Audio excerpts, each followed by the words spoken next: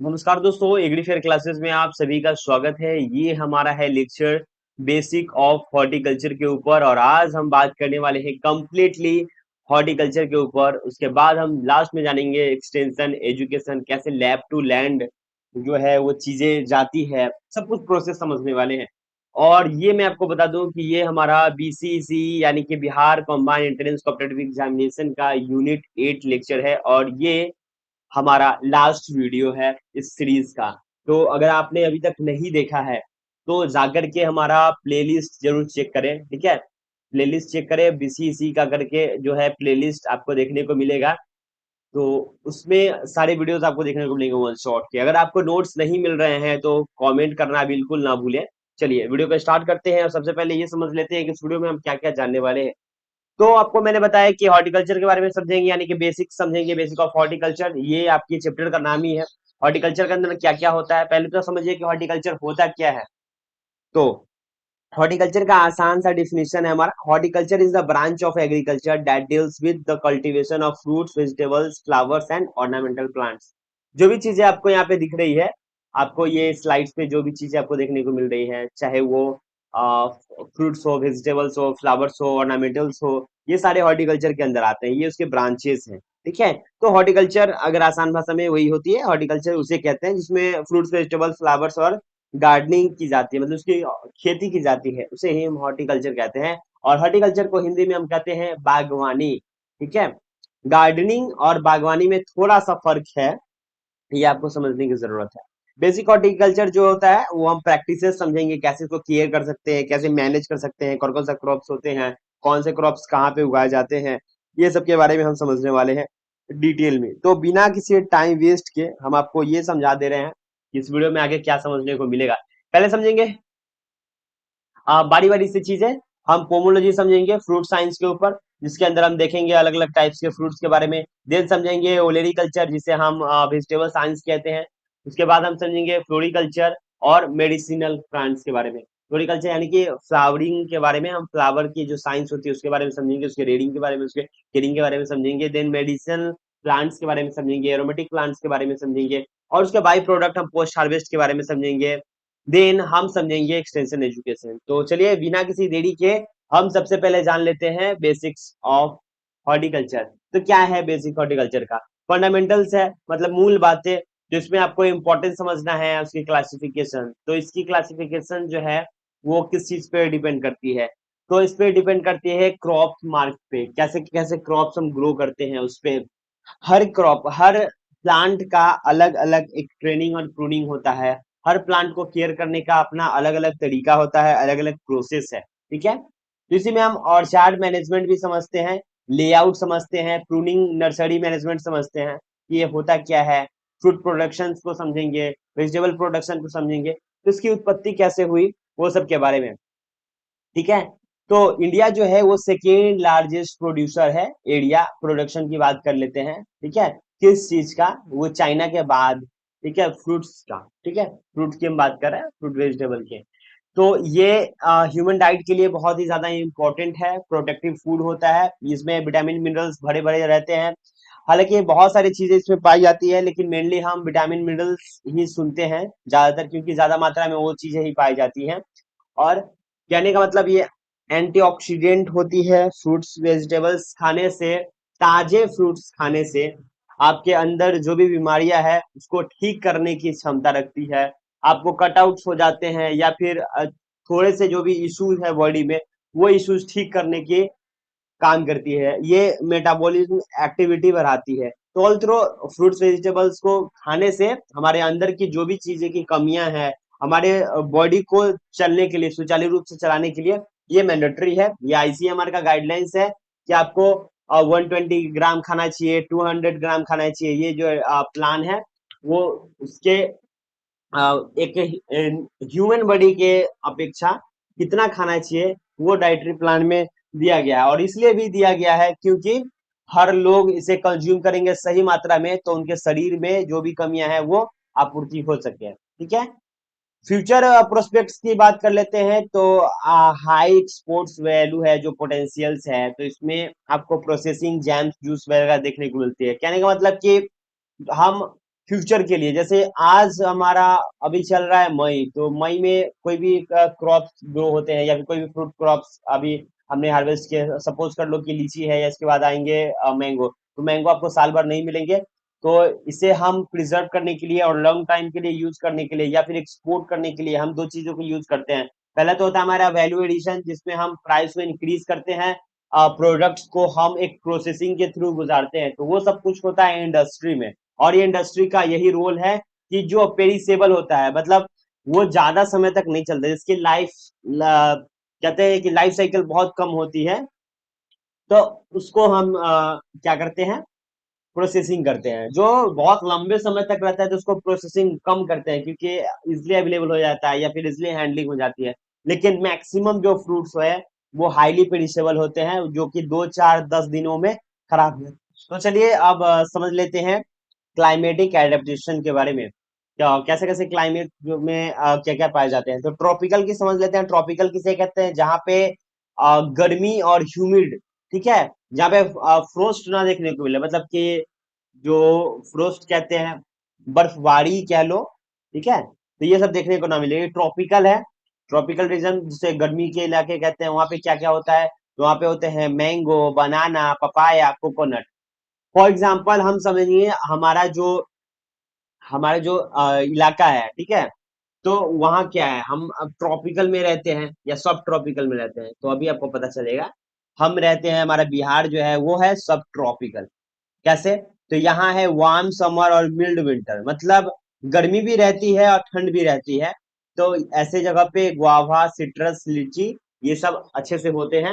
यहाँ पे मैंगो भी होते हैं, बनाना भी होते हैं, लेकिन ये मेजरली चीजें यहाँ पे उगाई जाती है। और समझते हैं टेम्परेट। और टेम्परेट कौन सा होता है रीजन, टेम्परेट जो होते हैं वो विंटर और चिलिंग फ्रोस्ट वाले इलाका होते हैं। और कौन से होते हैं आपको बताने की जरूरत नहीं है, समझ गए होंगे। जम्मू कश्मीर, हिमाचल प्रदेश, उत्तराखंड, ऐसे वाले जो जगह आपको देखने को मिलते हैं वो टेम्परेट रीजन में आते हैं। तो वहां पे अलग अलग चीजों की खेती होती है, ठीक है, जैसे कि स्ट्रॉबेरी वगैरह, नाशपाती वगैरह, सेब, सैफरॉन, ये सब की खेती होती है वहाँ। अब समझते हैं पोमोलॉजी क्या कहते हैं। पोमोलॉजी जो होता है फ्रूट साइंस होते हैं, जिसमें हम फ्रूट्स के बारे में पढ़ते हैं। और इसमें फ्रूट्स को कैसे देखभाल करना है, कैसे प्रोपागेशन करना है, सब कुछ जो होता है इसके अंदर देखने को मिलता है। देन आता है हमारा ओलेरीकल्चर, जिसे हम वेजिटेबल साइंस कहते हैं।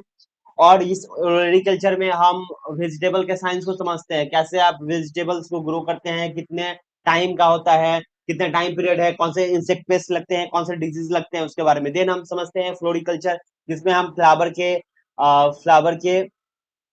के बारे में समझते हैं, कौन कौन सा फ्लावर जो है वो हम कौन कौन से रीजन में लगा सकते हैं, किसकी क्या वैल्यू है, किसकी क्या काम है, ये सब रोल के बारे में भी हम समझते हैं। क्योंकि फ्लावर फ्रूट्स और वेजिटेबल में तो मेजरली हम सिर्फ पोस्ट हार्वेस्ट तक ही देखते हैं, लेकिन फ्लोरिकल्चर में हम और नए नए तकनीक यहाँ पे अपनाते हैं, हम अलग अलग चीजों को अप्लाई करते हैं, ताकि आपके जो फ्लावर है, फ्लावर की लाइफ होती है, एक होता है वेस्ट लाइफ, और एक जैसे हम कहते हैं कि पेरिशेबल होता है, तो सेल्फ लाइफ।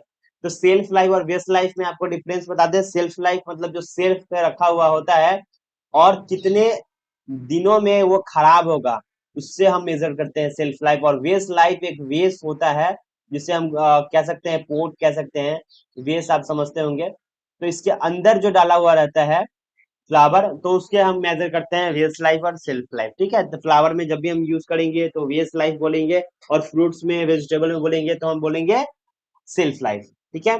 देन हम समझेंगे प्लांटेशंस के बारे में, स्पाइसेस क्रॉप्स के बारे में, मेडिसिनल क्रॉप्स के बारे में। तो ये सब ऑर्नामेंटल के अंदर आ जाते हैं। तो सबसे पहले आपको प्लांटिंग सिस्टम समझा देता हूँ, कैसे कैसे प्लांटिंग सिस्टम होती है, यानी कि रोपने की प्रणाली कैसे होती है, रोपने की क्या विधि है, कैसे रोप सकते हैं। तो देखिए बहुत सारे अलग अलग अलग अलग सिस्टम जो है अलग अलग जगहों पे, एरिया पे डिपेंड करते हैं, पर प्लांट डिपेंड करते हैं।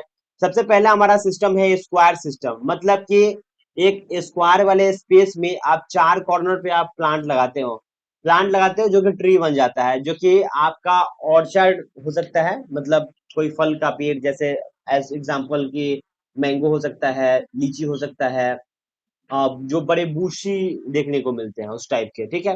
देन आता है हेक्सागोनल, जिसमें 15% जो है वो मोर प्लांट्स लगते हैं, लेकिन इसके जो हर्ड होते हैं, इसके जो ब्रांचेज होते हैं वो बहुत ज्यादा नहीं दिखते हैं। जैसे कि अगर मैंगो एक लगाओगे आप बड़े वाले, जैसे कि अब मान लो कि अल्फांसो लगाए हो, आपने लगाया है मालदह, आपने लगाया है जर्दालू, ये सब लगाया है, रत्नागिरी लगाया है, तो ये सबके जो ब्रांचेज होते हैं बहुत ज्यादा बड़े ब्रांचेज होते हैं, इसकी हाइट भी ज्यादा होती है। तो आपस में क्या होता है, आपस में कंपटीशन होगी, तो इसके लिए हम इस तरीके का टेक्निक अपनाते हैं। हेक्सागोनल इसमें हम अपनाएंगे तो इसके लिए एरिया ज्यादा चाहिए होता है और उस टाइप के प्लांट्स आपको चाहिए होते हैं, ठीक है। अब हम समझते हैं ये क्या होता है क्विनक्स। तो ये आप स्मॉल, मतलब स्मॉल स्पेस, एक ऐसा जगह जहाँ पे आप खुद के लिए कर रहे हो, खुद के लिए गार्डनिंग कर रहे हो, तो वहां ऐसे हेडशॉट लगा सकते हो। कहने का मतलब कि आप चार स्क्वायर प्लांट के बीच में एक छोटा सा फीलर का यूज कर सकते हो। फॉर एग्जाम्पल कि चार बड़े बड़े हैं और एक छोटा सा बीच में स्पेस है, तो आप उसको यूटिलाइज कर सकते हो छोटे से प्लांट को लगा करके। तो ये है टेक्निक, ठीक है। अब समझते हैं हाई डेंसिटी प्लांटिंग के टेक्निक क्या होता है। एसडीपी की बात कर रहे हैं, यानी कि सघन रोपण।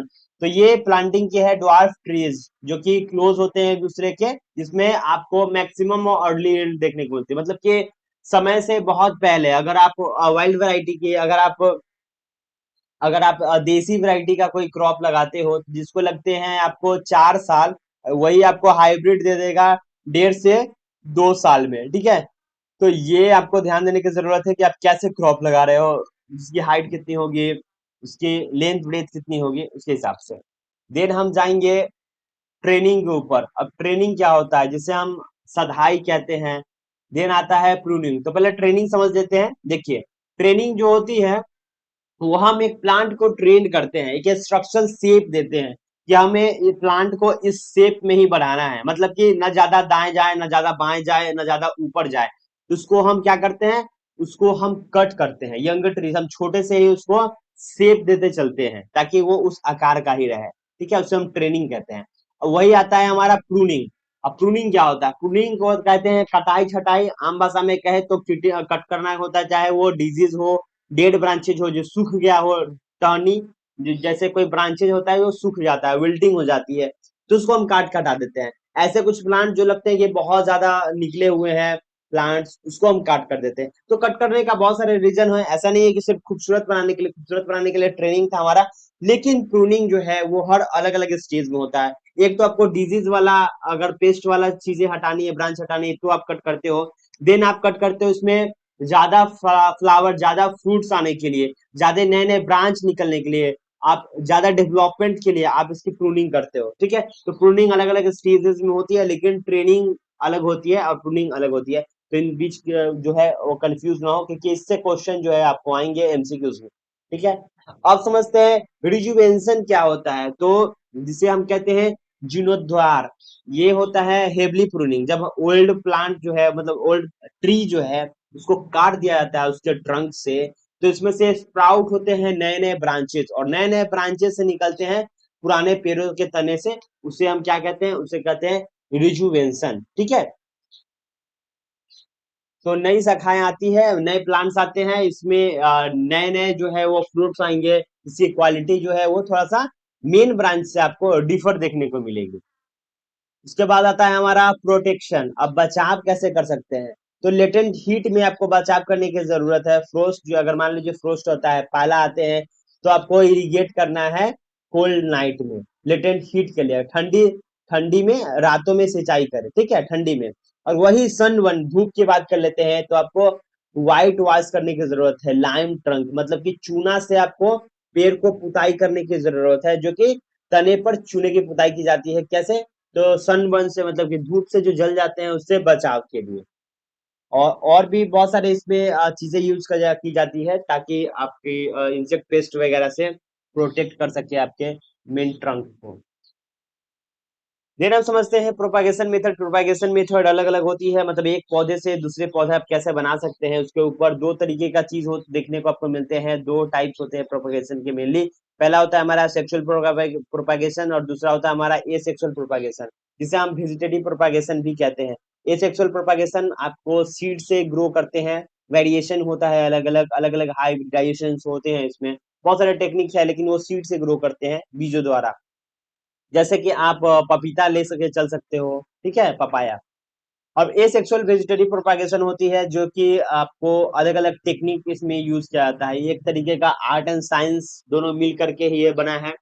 और इसमें आप आर्टिफिशियली जो इसमें टेक्निक्स को अप्लाई करते हैं, देन ये कहलाता है वेजिटेटिव प्रोपागेशन। इसमें क्या होता है, सटीक क्लोन बनाने की, मतलब एक पौधा से दो बनाने की। तो पहला हमारा वीजिंग है कटिंग का।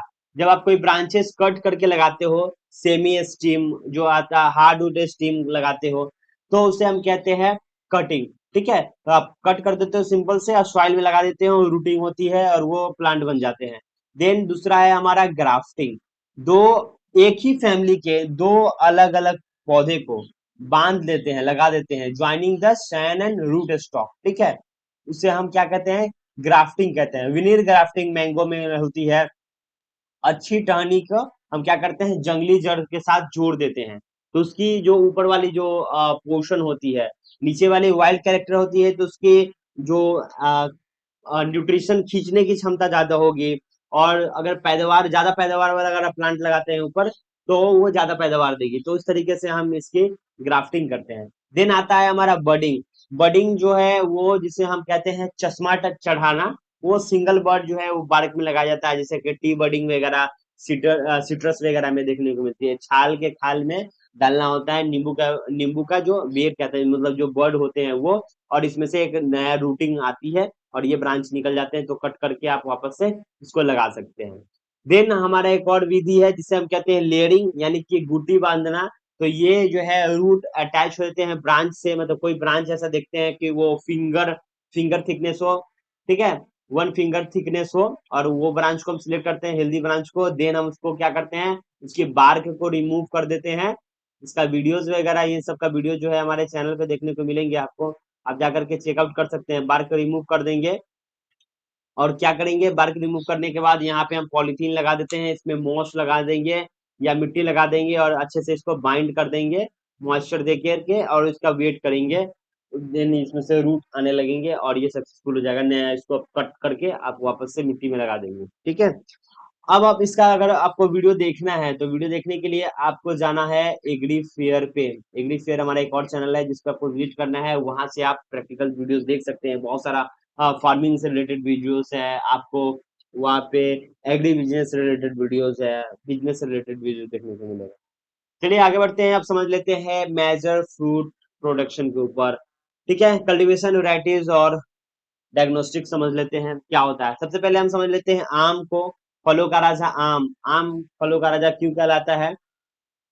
हाँ, क्योंकि ये जो है स्वाद में बहुत अच्छे होते हैं, ये एडेबल होते हैं। वो हर जगह लगभग कहिए तो आम, हर इस मैक्सिमम स्टेट में आपको मैंगो देखने को मिलेंगे। हर स्टेट में अलग अलग वैरायटीज देखने को मिलते हैं, लेकिन हर जगह आपको ये पाए जाते हैं। तो इसकी वैरायटी जो है सब महंगा बिकने वाले में बहुत सारा है आम, लेकिन ज्यादा जो पॉपुलर है वो है हमारा अल्फांसो, दशहरी, अमरपाली, चौसा, मालदह, सुक्कुल, जर्दालू, सिंदूरी, लंगड़ा। ये सब आम की बहुत सारी वैरायटी है।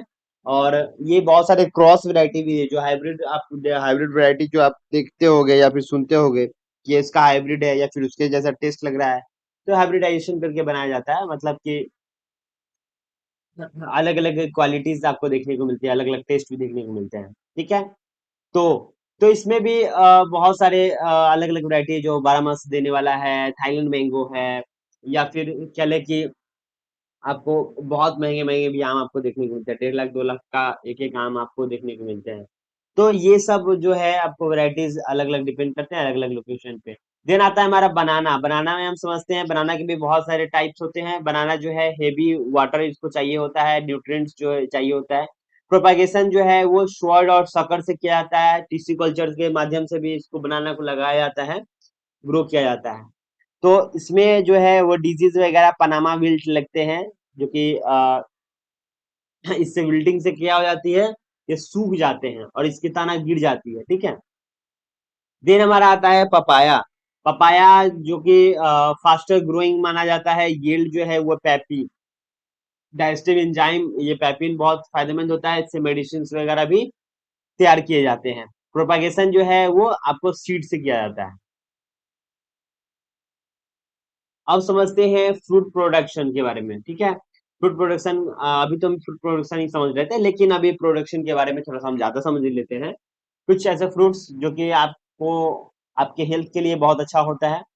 गुआवा की बात कर रहे हैं, अमरूद, जो कि विटामिन सी रिच, मतलब भरपूर इसमें पाया जाता है विटामिन सी। क्रिटिकल प्रैक्टिसेस इसमें क्या होती है, इसको बेंडिंग किया जाता है, ब्रांचेस को डाउनवर्ड से बचाने के लिए आपको इन फ्लावरिंग को इंक्रीज करने के लिए आपको क्या करना होता है, ब्रांच को थोड़ा सा बेंड करना होता है, ठीक है। बेंड मतलब समझ रहे हैं, जैसे कि मान लो ऐसे सीधे जा रहा है, उसको हल्का सा मोड़ा जाता है, हल्का सा बेंड किया जाता है। उससे क्या होती है, उससे डाउनवर्ड्स की तरफ अगर करते हैं तो इसमें फ्लावरिंग ज्यादा आती है और ज्यादा फ्रूट्स देखने को मिलते हैं। तो लोग उसके आम भाषा में क्या कहते हैं, मुचकाना, ठीक है, कि ब्रांच मुचका दिया। लीची की बात कर रहे हैं, ये प्राइड ऑफ बिहार के नाम से भी जाना जाता है, और ये प्रोपागेशन होती है एयर लेडिंग के थ्रू, ठीक है। और क्रिटिकल इसमें प्रॉब्लम आती है फ्रूट क्रैकिंग की, due to moisture stress and boron deficiency. Boron की डिफिशियंसी से इसमें ये आपको लीची फटने लगते हैं, टाइम से पहले ही फटने लगते हैं, तो ये बोरोन की डिफिशियंसी से होता है ऐसा। और ये ज्यादातर आपको एक ही स्टेट में ज्यादातर ये पाए जाते हैं, जो कि है मुजफ्फरपुर। सिट्रस की बात कर लेते हैं, यानी कि नींबू, जो कि आपको लेमन और स्वीट अलग अलग टाइप के पाए जाते हैं, लेकिन सभी में आपको विटामिन सी मिलते हैं। डिजीज की बात कर लेते हैं, इसमें सिट्रस कैंकर होते हैं, जो कि आपको brown brown brown golden brown brown brown दबे दबे दबे दबे दाग दिखते हैं, इसके स्किन पे भी और इसके लिप्स पे भी। अब हम समझते हैं अदर के फ्रूट्स के बारे में। अन्य फल में जैसे कि आंवला हो गया, वो highest source of vitamin C इसमें भरपूर पाया जाता है आंवला में। Then king of arid fruits, जिसे हम बेर कहते हैं, बेर में भी पाया जाता है, ठीक है, विटामिन सी। फ्रूट की कल्टीवेशन को आप समझ लेते हैं, जैसे कि क्या क्या, कैसे कैसे प्रोपागेशन की टेक्निक्स क्या क्या है। तो मैंगो में समझ लेते हैं, जिसे किंग ऑफ फ्रूट कहते हैं। वैराइटीज अल्फांजो, देसरी, लंगड़ा, अमरपाली, ये सब विनीर ग्राफ्टिंग इसमें किया जाता है मेजरली। और इसमें माल फॉर्मेशन, स्पॉन्जी टिश्यूज देखे जाते हैं, प्रॉब्लम डिजीज, जो कि आप गुलगुला टाइप का देखने को मिलती है, या ये स्पॉन्जी टाइप का दिख जाते हैं। इस टाइप का आपको प्रॉब्लम फेस करने को मिलता है मैंगो में। बनाना की बात कर लेते हैं, जो कि हेवी वाटर इनको चाहिए होता है बनाना को, जो कि ड्वार्फ और कैवेंडिस रोबुस्टा करके वैरायटी है इनको, ठीक है। स्वाद और सकर टिश्यू कल्चर से होते हैं। पनामा विल्ट और बंची टॉप इसको डिजीज देखने को मिलता है। पपाया की बात कर लेते हैं, फास्टेस्ट ग्रोइंग यील्ड में पाया जाता है ये पपाया, बहुत जल्दी ये विकसित होते हैं, और उनकी पैपिन जो है एंजाइम के लिए काम करते हैं। पूसा ड्वार्फ और पूसा डिलीशियस ज्यादा ये चलते हैं।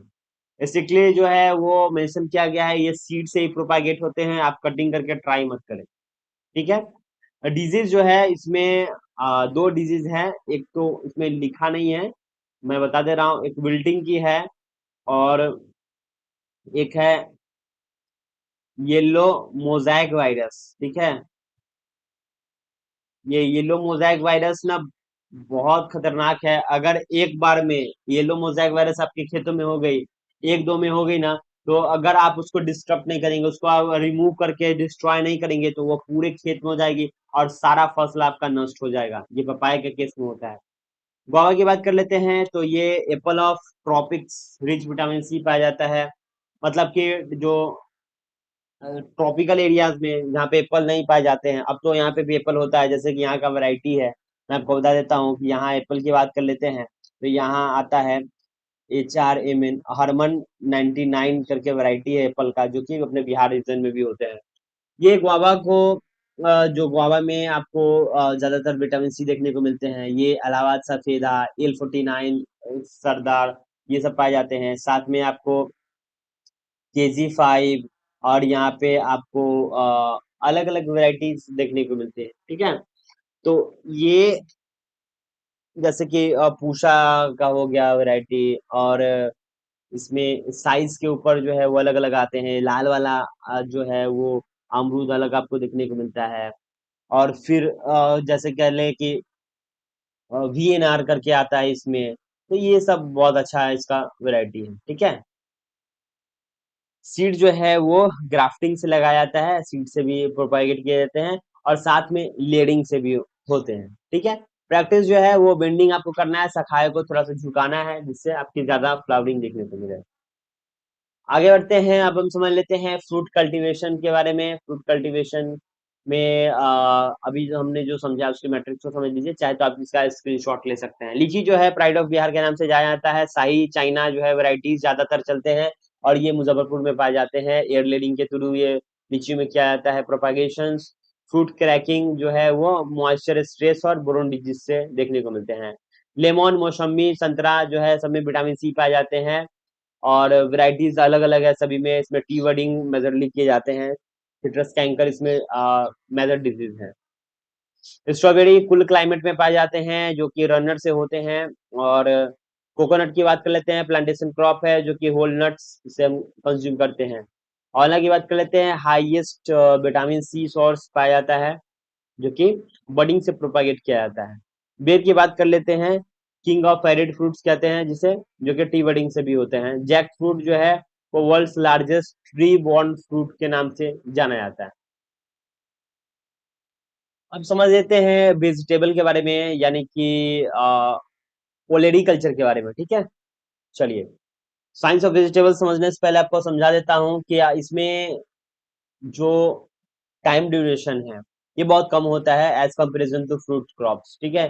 तो इसके जो डिजीज हैं, इसके जो खेती है वो अलग होगी। तो ये दोनों को आप ध्यान में रखेंगे जब भी क्वेश्चन आएगा। तो आप तुक्का नहीं लगा सकते इस हिसाब से। ठीक है। पहले हम फैमिली को समझते हैं वेजिटेबल प्रोडक्शन में। सोलेनेसियस और कोल क्रॉप्स कैसे कैसे होते हैं। तो देखिए, सोलेनेसियस जो फैमिली है, सोलेनेसी फैमिली, उसी का क्रॉप में पहले आता है हमारा टोमेटो।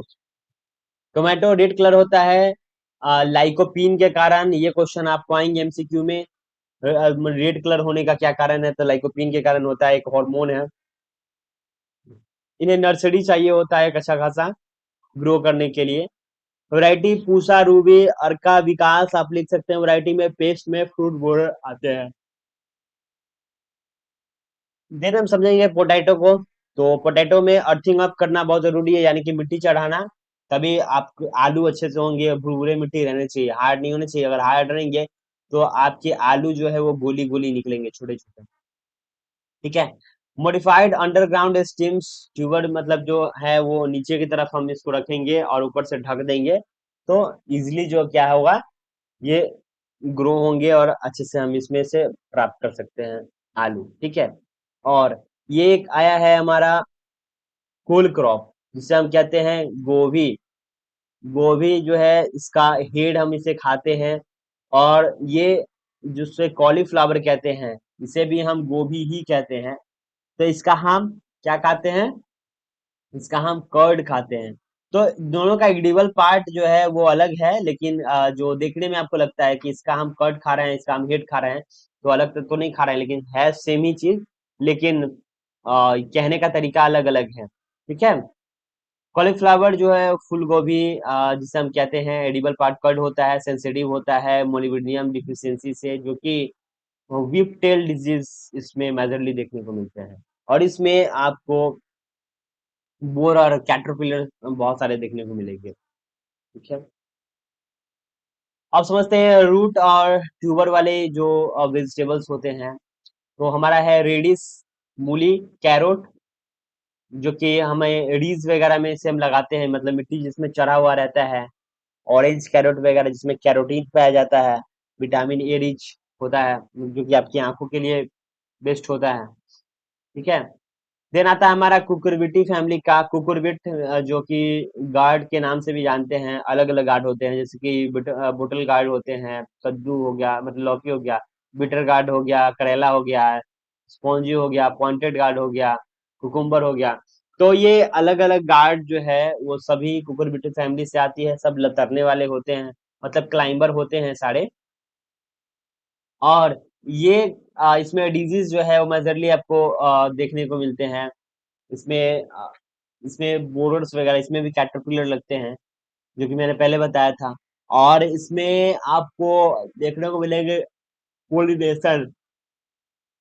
तो ये बी के द्वारा पोलिनेशन देखने को मिलते हैं इसमें, ठीक है। लिग्यूम्स की बात कर लेते हैं। लिग्यूम क्रॉप में हमारा आ जाता है P, cow P, French bean. तो ये सब जो है रिच इन प्रोटीन, प्रोटीन से भरपूर ये होता है। और इसमें एटमॉस्फेरिक नाइट्रोजन जो है वो नाइट्रोजन फिक्सेशन का ये काम करता है, जो कि राइजोबियम बैक्टीरिया के रूट नोडल्स में प्रेजेंट होते हैं, जो कि यूरिया का काम कर देते हैं, जिनको यूरिया की जरूरत नहीं होती है, न के बराबर, ठीक है। बल्ब्स और लीफी वेजिटेबल की बात करें तो बल्ब्स में हमारे आ जाते हैं ऑनियन और गार्लिक कह लीजिए, है ना। स्पिनच, कैबेज वगैरह जो है इसमें देख सकते हैं। लीफी वेजिटेबल्स में लिट्यूस देख सकते हैं, ये सब। चलिए हम अब किचन गार्डनिंग के बारे में समझ लेते हैं। तो डेफिनेशन है हमारा, growing a variety of vegetable fruits in the backyard to fulfil daily family nutritional needs year round. मतलब घर के पीछे करने वाली जो खेती होती है छोटे पैमाने पे, जो आपके घर की आपूर्ति करती है, जो आपकी नीड को पूरी करती है, ठीक है, सिर्फ आपके फैमिली के लिए, उसे हम किचन गार्डनिंग कहते हैं। न्यूट्रिशनल किचन गार्डनिंग के नाम से हम जानते हैं, क्योंकि न्यूट्रिशन आपकी किचन तक पहुंचाते हैं। एडवांटेज क्या है इसमें, आपको कंटिन्यूअसली सप्लाई होता है फ्रेश वेजिटेबल्स का। इसमें पेस्टिसाइड फ्री होते हैं। कहने का मतलब कि जब आप पेस्टिसाइड स्प्रे ही नहीं करोगे तो पेस्टिसाइड आएगा कहाँ से, है ना। तो इसके लिए है, तो आप इसमें ऑर्गेनिक खा सकते हो। तो ये अगर आप वेजिटेबल्स और फ्रूट्स वगैरह ग्रो करते हो और खुद खाते हो, न कि बाजार से आप खरीद करके लाते हो, थोड़े बहुत लाते हो तो इट्स ओके, लेकिन अगर पूरा डिपेंडेंट हो बाजार पे तो थोड़ा सा रिस्की हो जाता है। इकोनॉमिक की बात कर लेते हैं तो ये आपका मनी भी बचाता है ग्रोसरीज वगैरह में, क्योंकि रेट बहुत ज्यादा रहते हैं आपके फ्रूट्स, सॉरी वेजिटेबल्स की बात कर रहा हूँ, तो वेजिटेबल्स की बात कर लेता हूँ। क्योंकि फ्रूट्स भी होते हैं तो बहुत कम होते हैं, किचन गार्डनिंग में बहुत कम लोग लगाते हैं, लेकिन वेजिटेबल में ही मेजरली लगाते हैं। और ये 3 to 4 मंथ्स का ये क्रॉप होता है। और एक कोई वेजिटेबल ले लो आप, तो उसकी एवरेज 40 RS का क्या होता है, केजी होता है 40। और शहर की बात कर ले तो 60 to 70 केजी होते हैं। और बीज की बात कर ले तो 5 to 6 रुपीज बहुत हो गया, है ना। तो इस हिसाब से बहुत फायदेमंद है, इसमें आप लगा सकते हैं। रिसोर्सेज की बात कर लेते हैं तो सेफली आप यूटिलाइज कर देते हैं डोमेस्टिक वेस्ट वाटर वगैरह को, जो घर में यूज होते हैं पानी, वो भी आप अप्लाई कर सकते हैं, है ना। और इसमें स्टोर्ड वाटर को भी आप यूज कर सकते हैं। वेलनेस जो है वो आप हेल्दी हॉबी रखते हो, आपकी एक्सरसाइज भी हो जाती है अगर आप खेतों में काम करते हो तो ये भी है। जिम न जाने का एक अल्टरनेटिव सॉल्यूशन, आप खेती कर लीजिए। आप बैकयार्ड में आप डेली कुछ ना कुछ थोड़ा सा प्रैक्टिसेस कर लीजिए। आपका गार्डन भी हरा भरा रहेगा, आप भी हेल्दी रहोगे, और पैसे भी बचेंगे, सब कुछ होगा, है ना। चलिए आगे बढ़ते हैं और समझ लेते हैं समझ लेते हैं बेसिक हॉर्टिकल्चर का, जो हमने रिवीजन के लिए जो बनाया था पहले, अभी तक जो हमने पढ़ा है उसको समझ लेते हैं।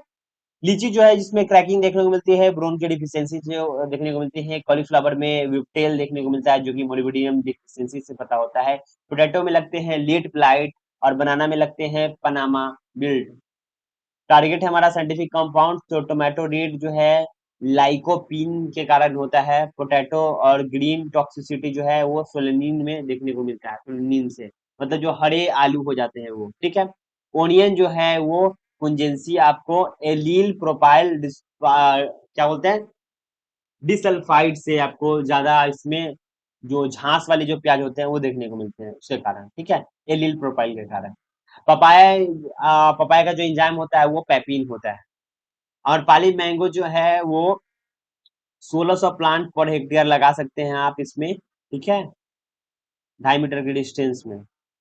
लिग्यूम नाइट्रोजनस फिक्सेशन की बात कर लेते हैं तो राइजोम बैक्टीरिया है, जो लिग्यूम क्रॉप जो है वो नाइट्रोजन फिक्सेशन का काम करते हैं, जिससे क्या होता है, हमारे यूरिया का जो है वो बहुत कम न के मात्रा में इसका यूज होता है ना। काम वही कर देते हैं। मैंगो में विनियर ग्राफ्टिंग होते हैं, लीची में एयर लेयरिंग होता है। तो एक शॉर्ट सा रिवीजन था जो कि आपने देखा। अब समझ लेते हैं फ्लावर के बारे में, द क्वीन ऑफ कॉमर्स। तो रोज और क्राइसेंथेमम के बारे में हम समझ लेते हैं। ये हमारा है क्राइसेंथेमम, जिसे हम गुलदावदी कहते हैं। और ये हमारा है रोज, जिसे हम गुलाब कहते हैं। तो गुलाब को हम द क्वीन के नाम से जानते हैं, मतलब रानी, ठीक है। इसे हम कट फ्लावर के नाम से जानते हैं। कट फ्लावर के नाम से जानते हैं कहने का मतलब ये है कि ये कट फ्लावर ही है। लेकिन आपको अगर कोई पूछे फॉर एग्जांपल तो आप कट फ्लावर में रोज को ही दोगे, 100% रोज। ठीक है। इसका बनता है गुलकंद, रोज वाटर। इसके बहुत सारी चीजें बनती हैं, कॉस्मेटिक में यूज होते हैं, है ना। इसको आप स्वीट्स वगैरह में भी यूज करते हो। इसको आप डेकोरेट के लिए यूज करते हो, बहुत सारे इसके पर्पसेज हैं। परफ्यूम वगैरह भी बनते हैं। प्रोपागेशन टी बडिंग से होता है, और इसकी आप कटिंग से भी लगा सकते हैं, है ना। की प्रैक्टिसेस की बात कर लेते हैं। ये अक्टूबर नवंबर में इसकी प्रूनिंग करनी चाहिए, मतलब छटाई करनी चाहिए, लार्जर ब्लूम के लिए, मतलब कि ज्यादा खिले। तो अभी आप मतलब अगर गर्मी का दिन आ गया है, मार्च अप्रैल आ गया है, मई जून आ गया है, तो अभी छटाई ना करें, क्योंकि अभी जो है वो भर भर के इसमें फूल खिलते हैं। तो बेटर नहीं होगा अभी छटाई करने से, है ना। क्राइसेंथेमम की बात कर लेते हैं, जिसे हम गुलदाउदी कहते हैं। नेचर जो है वो शॉर्ट डे और विंटर प्लांट होता है, मतलब ये सर्द के जो दिनों होती है, मतलब जो ठंडे दिनों होती है उसमें ही फूल ज्यादा खिलते हैं ये। ठीक है। प्रोपगेशन जो है वो टर्मिनल स्टीम से होता है। स्टीम कटिंग करके इसके जो सकर्स होते हैं, रूट्स निकलते हैं, ऐसे ऐसे ऐसे से बढ़े जाते हैं, इसमें से ब्रांचेस नए नए निकलते जाते हैं, तो ये कट करके आप लगा सकते हो इसको। ठीक है। डिसवर्डिंग करना है मैसिव सेंट्रल फ्लावर, जब आप ऊपर वाला जो मेन जो जब फ्लावरिंग आएगी उसको आपको हटा देना है। ठीक है, डिसवर्डिंग कर देना है। क्यों? क्योंकि अगर जो सिंगल बर्ड आएंगे ना, अगर आप उसको नहीं हटाओगे तो ये सारा न्यूट्रिशन जो है ये एक फ्लावर ले जाएगा, और इसका साइज बहुत बड़ा हो जाएगा और बाकी सबका छोटा छोटा साइज हो जाएगा। तो साइज को बढ़ाने के लिए आप ये प्रैक्टिसेस अप्लाई कर सकते हो, जिसे हम कहते हैं डिसवर्डिंग। अब हम समझते हैं हाई वैल्यूम और ब्लूम्स के बारे में, क्या है, फंक्शनल है। तो पहले आपको ये बताया था मैंने टोमेटो के लिए। तो जो अफ्रीकन टॉल येलो टोमेटो है, फ्रेंच टोमेटो है, ये क्या होता है हमारा ड्वार्फ रेडिश ब्राउन। तो प्रोपागेशन हम सीड से करते हैं। इसमें हम क्या करेंगे, ट्रैप क्रॉप के लिए हम क्या करेंगे, नेचुरल निमेटिसाइड्स का काम करता है। जब आप टोमेटो लगाते हो ना, तो आपको क्या करना है, मैरीगोल्ड बगल में लगाना है, साइड वाइज मैरीगोल्ड जरूर लगाना है। ठीक है। ये एक अलग तरीके का केमिकल रिलीज करती है, जो साइड वाइज, ये तो खुद के लिए बेनिफिशियल है ही, लेकिन जो साइड में जो प्लांट्स लगा रहते हैं उसके लिए भी बहुत ज्यादा बेहतर होता है। बगल अगल बगल जो भी कीड़े वगैरह है वो नहीं लगने देते। ठीक है। अब हम समझ लेते हैं ग्लैड्यूलस के बारे में। ग्लैड्यूलस जो कि बल्ब से होता है, जो कि प्याज नुमा आपको स्ट्रक्चर देखने को मिलते हैं, और इसके फूल बहुत खूबसूरत ऐसे ऐसे देखने को मिलते हैं फूल, जिसे आप ज्यादातर देखते हो।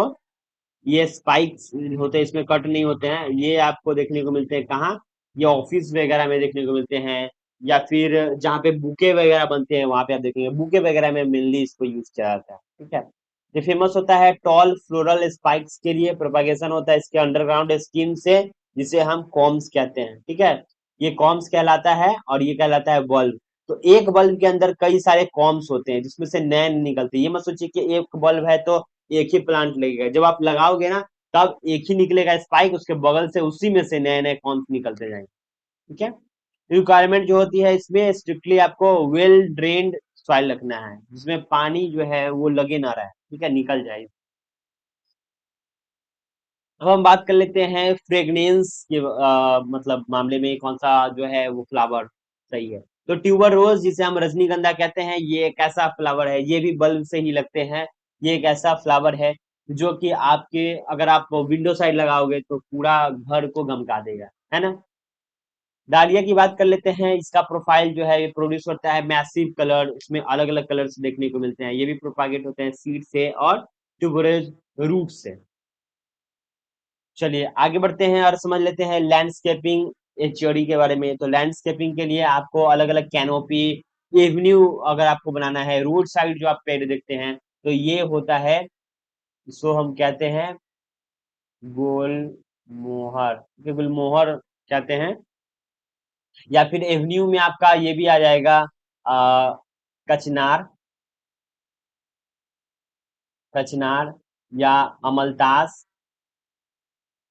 इसे हम रेन शोर के नाम से भी जानते हैं, इसलिए क्योंकि ये जब अगर आप फ्लावरिंग होगी ना, भाई साहब आप देखते रह जाओगे, इतने इतने फूल बिछड़ जाएंगे आपके राहों में, मत पूछो। बहुत येलो कलर का फ्लावर होता है, बहुत खूबसूरत देखने को मिलता है। तो इसमें आपको वार्ड लेवल तक आपको क्या होता है, ये थोड़ा सा कुछ क्लाइमर्स आपको लगा देने हैं, इसके ऊपर आपको छोटे छोटे प्लांट लगा देने हैं, और आपको सीड के लिए आपको बड़े प्लांट का चयन करना है। तो इस तरीके का आप कर सकते हैं, जैसे कि आप गुलमोहर लगा सकते हैं, अशोका लगा सकते हैं, नीम लगा सकते हैं। अगर वही आई लेवल की बात कर लेते हैं तो इसमें आप हेज में हिबिस्कस गुलमोहर लगा सकते हैं, या फिर आप बोगनविलिया यूज कर सकते हैं। ठीक है, ये बाउंड्रीज के लिए बहुत बेस्ट होता है। और वही अगर हम ग्राउंड लेवल की वॉल लेवल की बात करें तो क्लाइंबर आप लगा सकते हैं छोटे छोटे, जिसके वीक स्ट्रीम होते हैं, जैसे कि आप जैस्मीन लगा सकते हैं, मनी प्लांट लगा सकते हैं।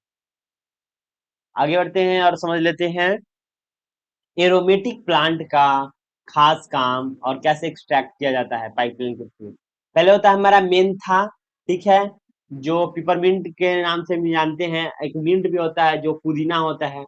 तो पुदीना का यूज होता है हमारे मेडिसिन वगैरह में हम यूज करते हैं। एक मेंथा जो होता है हमारा, जो इसी के फैमिली का है, जो कि पिपरमिंट कहलाता है। उसके हम मेंथॉल आयल निकालते हैं, मतलब इसके आयल निकाल करके इसको हम बाम में यूज करते हैं, जो कि आप मेंथॉल विक्स वगैरह यूज करते हो, तो इसी का होता है, मेंथा का ही होता है। ठीक है, इसके आयल निकाल करके इसको यूज करते हैं। ये आपको बाम्स वगैरह मेडिसिन वगैरह में देखने को मिलते हैं, और इवन कुछ टूथपेस्ट में भी आपको देखने को मिलते हैं। देन हमारा आता है लेमन ग्रास। लेमन ग्रास जो है, ये इसका लेमन ग्रास का हम भी चाय पी लेते हैं, ठीक है। और इसके अलावा इसका तेल निकाल करके हम सोप वगैरह और कॉस्मेटिक चीजों में इसका यूज करते हैं, जो कि आपके हेल्थ के लिए बेस्ट होता है। देन हमारा आता है सिट्रोनीला, जो सेम है लेमन ग्रास जैसा ही देखने को मिलेंगे, लेकिन इसके जो लिप्स होते हैं इसमें थोड़ा सा खुरखुरे खुरखुरे देखने को मिलेंगे। ठीक है, थोड़ा सा इसका स्ट्रक्चरल चेंज होगा। तो ये ज्यादा बुशी देखने को मिलते हैं, ये थोड़ा सा लंबे होके तब ऐसे फैलते हैं, और ये नीचे से ही फैले होते हैं।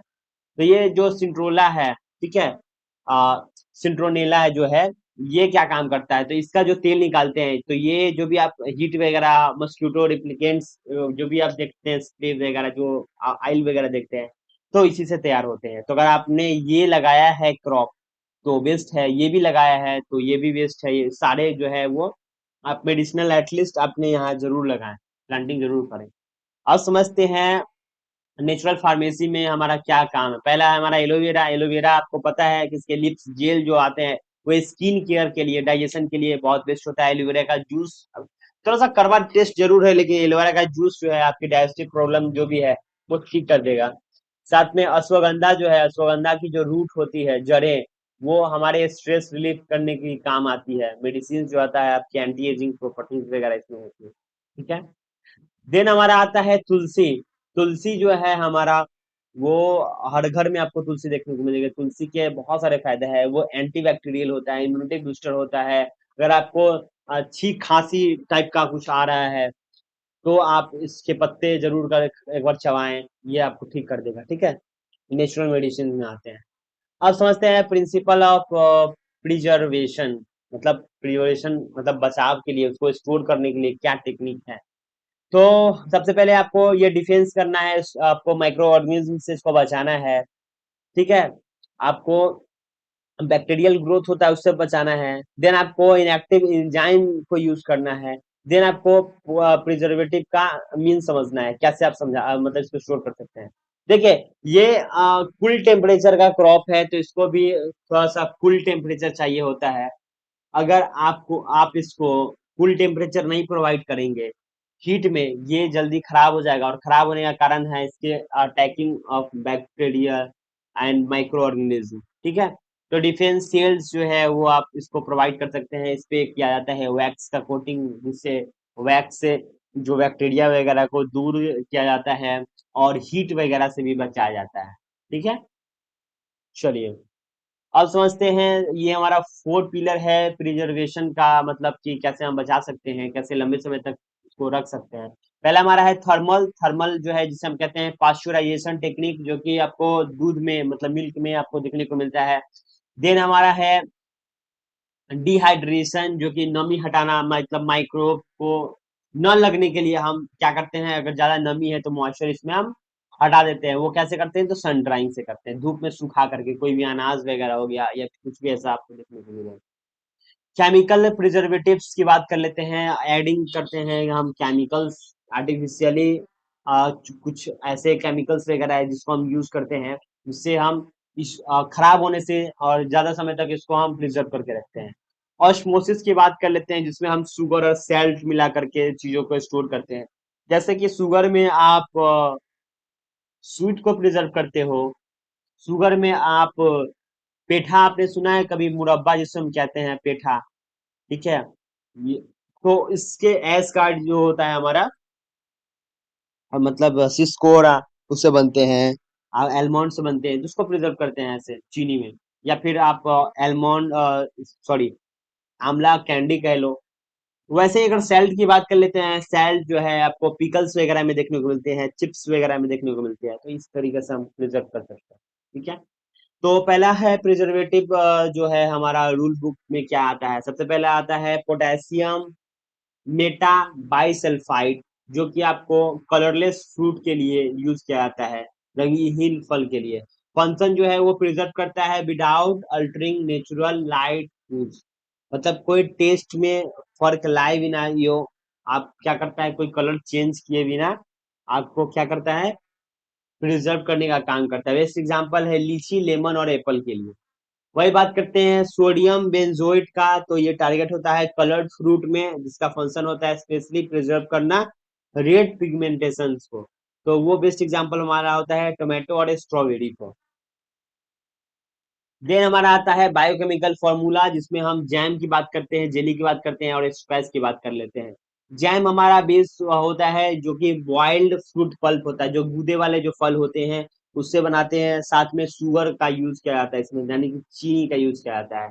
जो क्रुशियल मैट्रिक्स होता है मस्ट, जो कि 68% से टीएसएस से ज्यादा होता है, यानी कि टोटल सोल्यूबल सॉलिड्स पाए जाते हैं, मतलब जो ज्यादा पके हुए होते हैं, उस तरीके का हमको जैम के लिए फ्रूट को चयन करना होता है। एप्पल का जैम बनता है, वैसे ही फॉर एग्जांपल गुआवा का जेली बनता है। जेली जो होता है ये इसमें पल्प जो है नहीं होता है, इसमें सिर्फ जूस निकाले जाते हैं, क्लियर जूस, जो कि क्रिस्टल क्लियर आपको पारदर्शी दिखते हैं, एक तरफ से दूसरी तरफ आप इजिली इसको देख सकते हैं, ठीक है। इसमें हाई पेक्टिन जो है इसमें मैंडेटरी होता है इसको सेट करने के लिए। स्क्वैश की बात कर लेते हैं, तो फॉर्मूला है मिनिमम आपको 25% जो है वो फ्रूट जूस होना चाहिए और 45% इसमें शुगर होना चाहिए। तो स्क्वैश में ध्यान रखें कि शुगर का मात्रा जो है वो आपको फ्रूट जूस से ज्यादा देखने को मिलती है, ठीक है, जो कि ऑरेंज स्क्वैश वगैरह आपको देखने को मिलती है। देन हम समझते हैं जो प्रिजर्वेशन का टेक्निक्स है। तो पहले हमारा केचप का है, केचप जो है विनीगर, टमाटो में विनीगर मिला करके केचप को तैयार किया जाता है, इसको हाई बॉइल किया जाता है ना, का टेक्निक है, जो कि एसेप्टिक एसिड्स वगैरह इसमें यूज किया जाता है इसको बनाने के लिए। देन हमारा आ जाता है पिकल्स, यानी कि अचार की बात कर लेते हैं। रॉ वेजिटेबल और फ्रूट्स जो होता है उसको हम कट करते हैं, उसको हम सन ड्राई करते हैं, उसमें हम आयल देते हैं, उसमें हम सैल्ट देते हैं, देन इसको हम प्रिजर्व करते हैं। तो हाई सैल्ट जो होता है 15 to 20% एडिबल ऑयल इसमें यूज करते हैं, जो कि ऑयल हमारा होता है मस्टर्ड का। देन हमारा आता है चिप्स, चिप्स में भी हम क्या करते हैं, थिन पोटैटो को स्लाइस कर लेते हैं छोटे छोटे टुकड़ों में, उसको हम बॉईल करते हैं, बॉईल करने के बाद हम क्या करते हैं, इसमें अलग अलग कुछ इंजाइम्स को ऐड करते हैं, ताकि लंबे समय तक ये प्रिजर्व होके रहे और ये खराबी ना हो, ये इसके कलर टेक्सचर्स ना हो, इसके लिए हम क्लीन करने के लिए भी कुछ प्रिजर्वेटिव यूज करते हैं तो स्टोर करने के लिए, ठीक है। अब समझते हैं एक्सटेंशन एजुकेशन के बारे में, थोड़ा समझ लेते हैं एक्सटेंशन होता क्या है। देखिए, ये लैब टू फील्ड की मैंने बात किया था, लिख के बता देता हूँ, आप ध्यान रखेंगे हमेशा, लैब टू फील्ड, इसे हम एक्सटेंशन कहते हैं। एक्सटेंशन एजुकेशन बहुत ज्यादा जरूरी है। जो भी चीजें, जो भी आप टिश्यू कल्चर, जो भी आप पॉली हाउस, जो भी आप लैब में तैयार करते हो, उसे हम एग्रीकल्चर फील्ड में जरूर भेजते हैं, और इसके लिए ही रिसर्च होता है, ताकि आप disease resistant varieties, high yielding varieties, या फिर ऑफ सीजनल क्रॉप्स वगैरह को आप ग्रो करो और फील्ड में पहुंचाओ, मतलब फार्मर तक पहुंचाओ अच्छे किस्मों की, अच्छे वेराइटीज वगैरह, ठीक है। ये डेवलपमेंट के लिए यहाँ पे रिसर्च होता है। तो ये इसके बीच का जो गैप है उसको फिलफिल करता है हमारा एक्सटेंशन। वो क्या होता है, वो होता है कम्युनिकेशन, और ये कम्युनिकेशन अलग अलग डिवाइड किया गया है अलग अलग रूप में, ताकि आपको समझ में आ सके कि कैसे हम एक दूसरे तक पहुंचा सके। तो डेफिनेशन जो है, out of A school non formal applied behavioural science based on learning by doing, मतलब करके सीखने का जो तरीका है उसे हम कहते हैं एक्सटेंशन वर्क, या फिर एक्सटेंशन वर्कर जो होता है हमारा, जो यहाँ सीखता है फिर जाकर के समझाता है फार्मर को कि हमने ऐसे ऐसे किया है, आप भी ऐसे ऐसे करो तो ज्यादा प्रोडक्शन होगा।